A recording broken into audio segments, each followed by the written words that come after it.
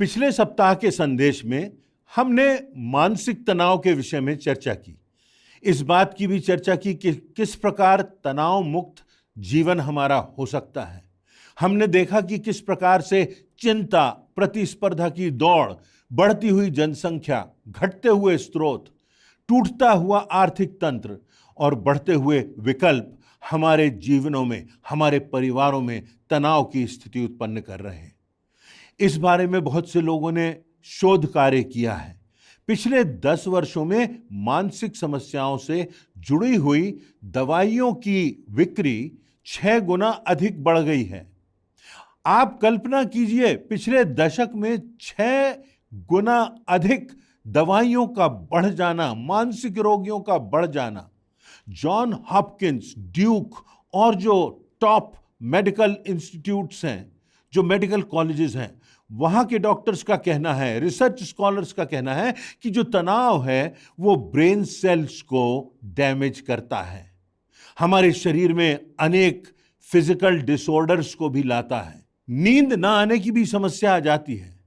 जिस आरामदायक स्थिति में परमेश्वर चाहता है कि हमारा शरीर रहे, वह नहीं रह पाता और शारीरिक रूप से, मानसिक रूप से और आत्मिक रूप से यह तनाव अपना दुष्प्रभाव हम पर छोड़ जाता है। तनाव से सिर दर्द और माइग्रेन की समस्या होती है।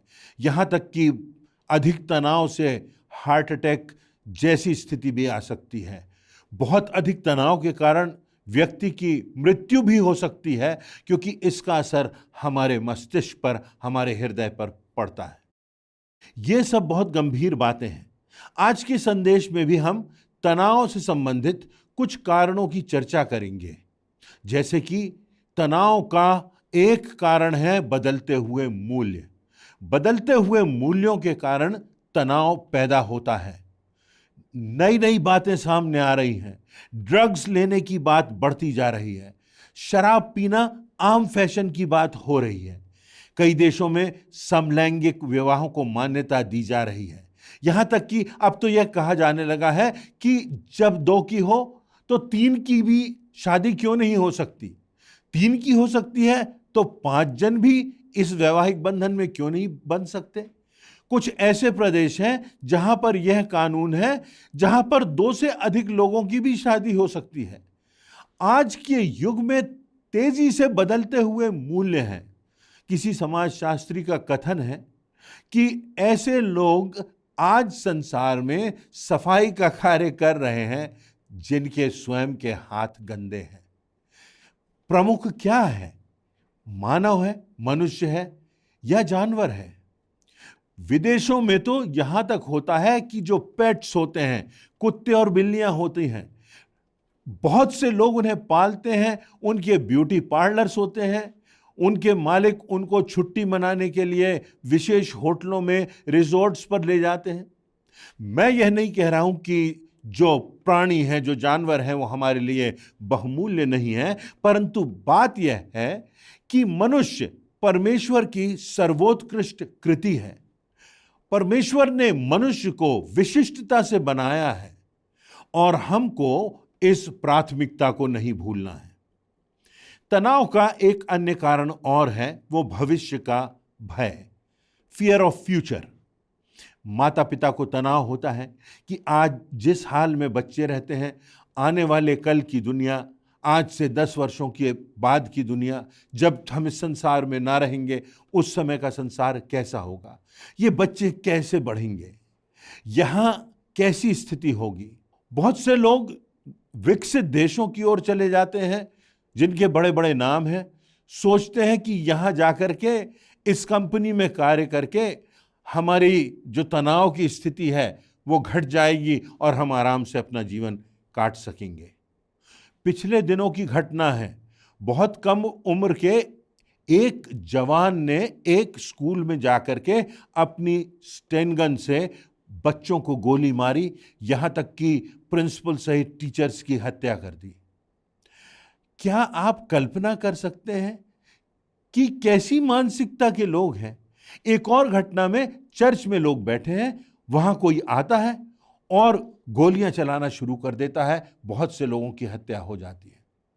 एक और घटना है, आप थिएटर में बैठे हैं, वहां पर कोई आतंकवादी आता है और बहुत से लोगों की जान चली जाती है।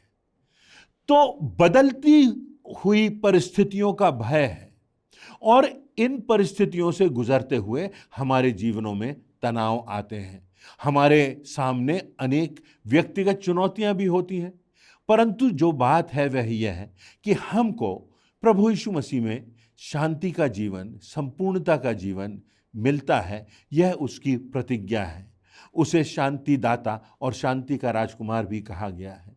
हमारे जीवन में, हमारे परिवारों में, हमारे समाज में, हमारे इर्द गिर्द सब तरफ शांति हो, हमारा मन शांत हो और इस तनावग्रस्त मानसिकता से हमको मुक्ति मिल सके। नीति वचन की पुस्तक में लिखा हुआ है कि मन के जलने से, अशांत होने से हड्डियां जल जाती हैं, हमारा स्वास्थ्य प्रभावित हो जाता है। तो आइए आज हम एक विशिष्ट अध्याय को, जो बाइबल में पाया जाता है, उसमें इस तनाव के संबंध में, इस तनाव से बचने के लिए कुछ बातें कही गई हैं। भजन संहिता 23 में तनाव से मुक्त होने के लिए कुछ उत्तर परमेश्वर हमको देता है। तो एक बात यह है कि तनाव का एक कारण है जीवन में आती हुई विषमताएं। वहां पर लिखा हुआ है भजन संहिता 23 में, चाहे मैं घोर अंधकार से भरी हुई तराई से होकर गुजरूं तो भी हानि से ना डरूंगा, क्योंकि तू मेरे साथ है। कितनी बार हमारी जिंदगी में हमको ऐसा लगता है जैसे हम घोर अंधकार से गुजर रहे हैं, आगे जो राह है उसमें कुछ दिखाई नहीं देता। कितनी बार हमारे दिल टूटते हैं, अपने लोगों से हमको धोखा मिलता है, जिन पर हम विश्वास करते हैं उनसे विश्वासघात प्राप्त होता है। कितने परिवारों में आसामयिक मृत्यु हो जाती है, कितनों के जीवन में ऐसी पीड़ाएं हैं जो सुलझती नहीं। मैं अपने एक मित्र से बात कर रहा था, कोविड के दौरान जब डेल्टा वेरिएंट आया था, जब बहुत अधिक लोग इस महामारी से प्रभावित हो रहे थे, तो उन्होंने कहा कि हम लोगों को तो एक बात पर विश्वास होना चाहिए, एक बात में हमको आनंद होना चाहिए और हमको इस बीमारी का सामना करना चाहिए कि हमारी आत्मा सुरक्षित है। चाहे हमें मृत्यु प्राप्त हो, परंतु हमारी आत्मा सुरक्षित होना चाहिए। ऐसी स्थिति में हमें निश्चिंतता मिलती है, हमको तनाव से मुक्ति मिलती है। यदि हम जीते हैं तो भी हम जीवंत हैं, हमारी जीत है, संघर्षों से हम सामना कर रहे हैं। और यदि हमको मृत्यु प्राप्त होती है तो भी हम अनंत जीवन प्राप्त कर लेते हैं, तो भी जीत हमारी होती है, क्योंकि हम अपने पिता के धाम में पहुंच जाते हैं। फिलिपियों की पत्री उसके 4 अध्याय की 8वीं आयत में लिखा है, निदान भाइयों, जो जो बातें सत्य हैं और जो जो बातें आदरणीय हैं और जो बातें उचित हैं, जो बातें पवित्र हैं, जो बातें सुहावनी हैं और जो जो बातें मनभावनी हैं, जो सद्गुण और प्रशंसा की बातें हैं, उन्हीं पर ध्यान लगाया करो। देखिए, इन बातों का सामना करना एक बात होती है जो नकारात्मक बातें हैं, परंतु इन पर ध्यान केंद्रित करना जो है वो अनुचित है। अगर हम इन बातों का समावेश करें तो हम एक निष्कर्ष पर पहुंचते हैं।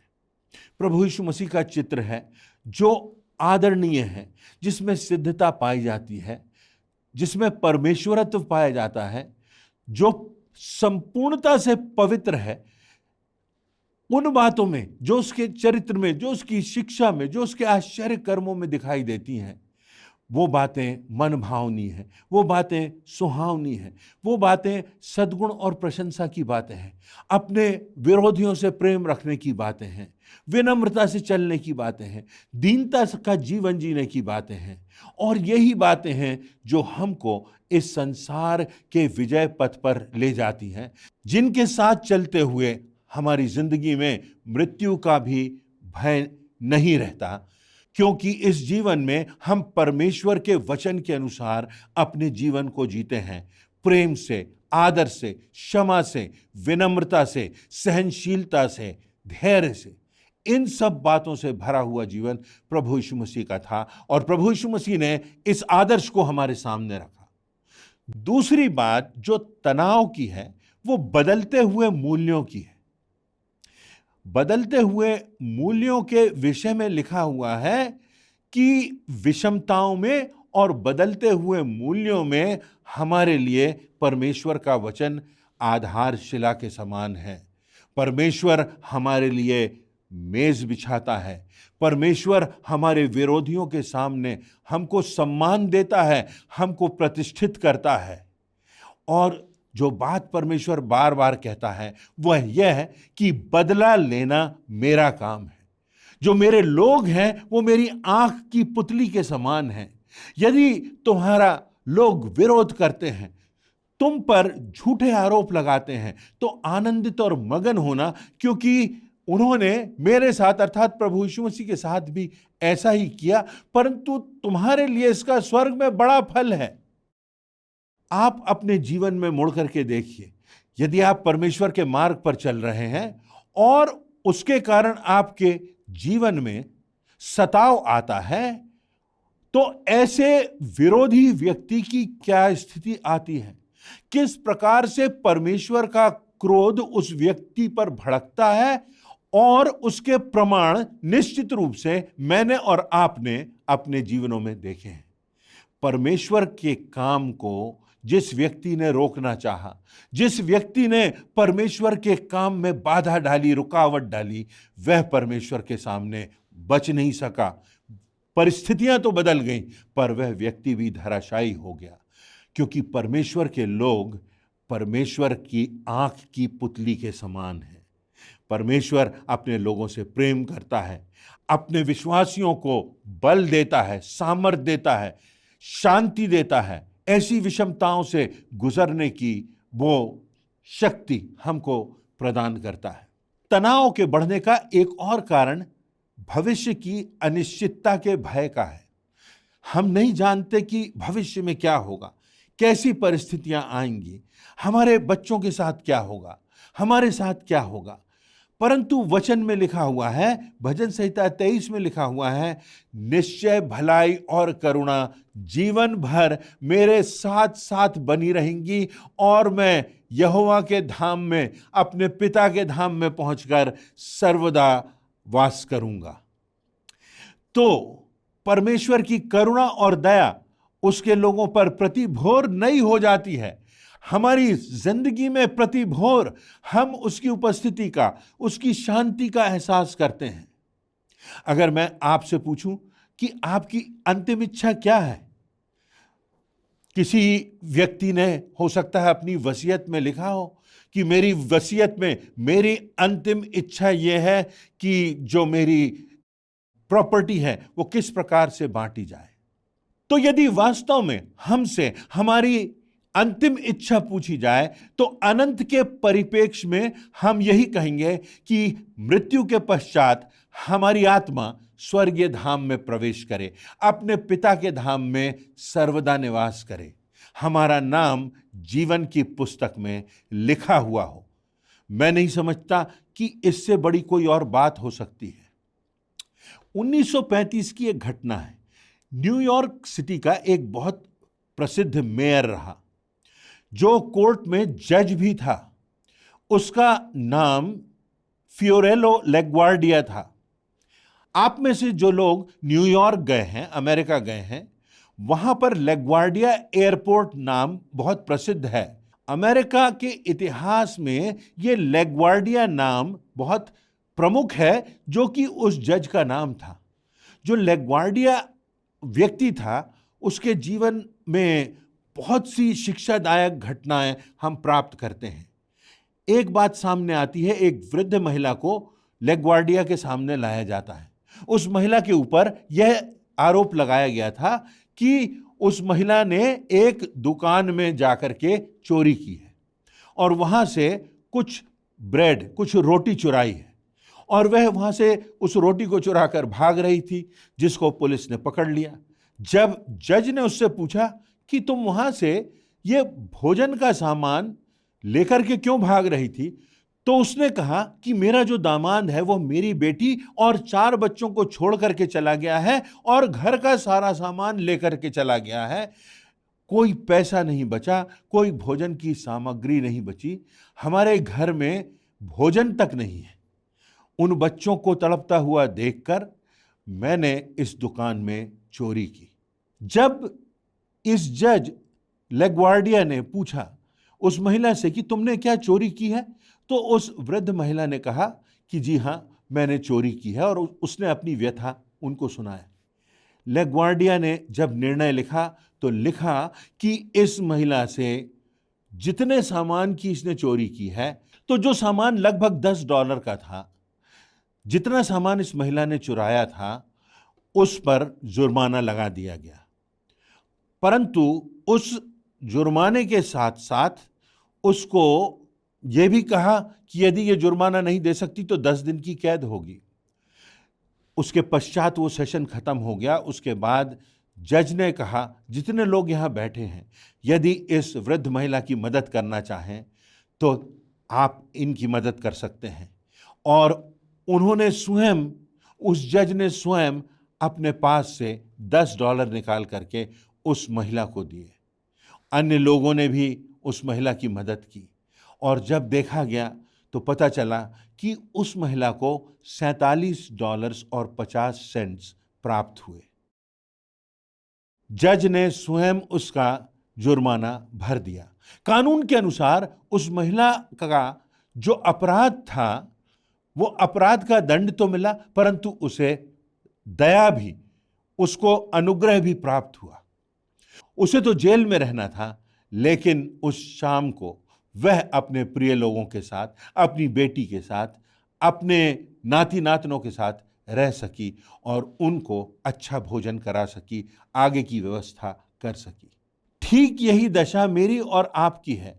प्रभु यीशु मसीह के कारण हमको जो दंड मिलना था, वो दंड प्रभु यीशु मसीह ने चुका दिया और परमेश्वर का अनुग्रह हमें प्राप्त हो गया।